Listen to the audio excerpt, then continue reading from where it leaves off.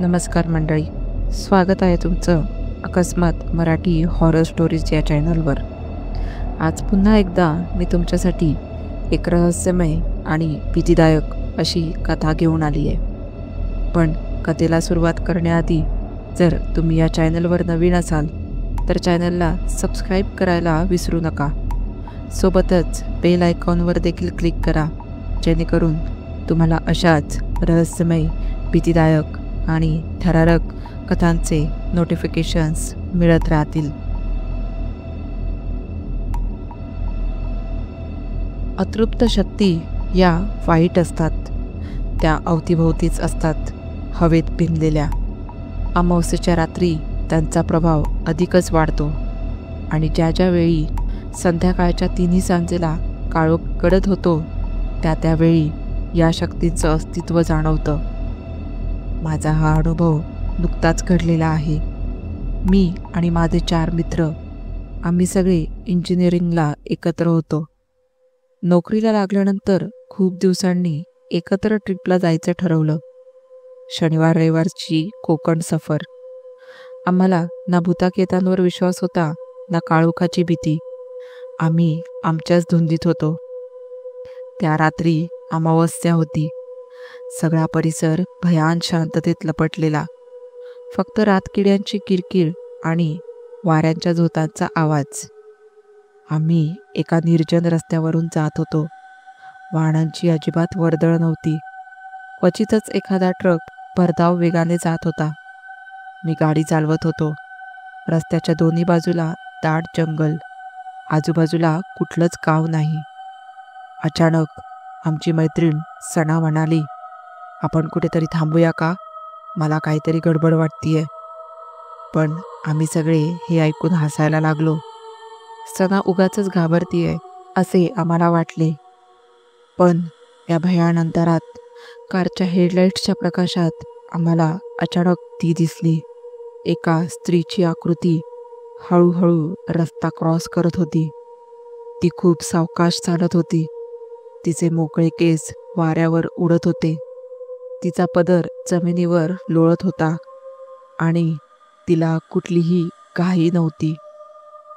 त्या भयान वातावरणात आम्ही सगळे गप्प झालो. काळोखाच्या त्या साम्राज्यात ही बाई एकटी काय करत असेल असा विचार करू लागलो. आणि अचानक तिने हळूहळू आपला चेहरा वळवला आणि तिचा चेहरा नव्हता, फक्त एक काळी कवटी. त्या क्षणी माझा गाडीवरचा ताबा सुटला आणि गाडी एका झाडावर आदळली. आम्ही खाली पडलो होतो. मी आणि सना थोडे जखमी झालो होतो. बाकीचे तिघे बाहेर येऊन आम्हाला सावरत होते. पण आजूबाजूला भयानक अंधार. फोनमध्ये रेंज नाही आणि कुठेही कोणतंही मानवी अस्तित्व नाही. पण समोरच्या झाडाखाली आम्हाला 3 जण बसलेले दिसले. त्यांनी एक शेकोटी पेटवलेली होती. आमचे मित्र त्यांच्याकडे मदतीसाठी गेले. आमची गाडी बंद पडली आहे. इथे कुठे मेकॅनिक मिळेल का? यावर त्या 3घांपैकी एकाने संथ आवाजात उत्तर दिलं, हो, डाव्या अंगाला वळा, तिकडे गॅरेज आहे. त्या ठिकाणी थांबणं अशक्य वाटत होतं. मी आणि सना जखमी असूनही कसेबसे चालू लागलो आणि हळूहळू एक विचित्र जळका वास आमच्या नाकात शिरला. अंगावर शहारा आला. समोर एक चिता पेटली होती आणि त्यावर तीच सफेद साडीतील स्त्री बसली होती आणि आम्हाला आवाज देत होती, ये. आमच्या पायाला जणू काही जडत्व आलं होतं. आम्ही त्या स्मशानाच्या दिशेने आपोआप वळत होतो.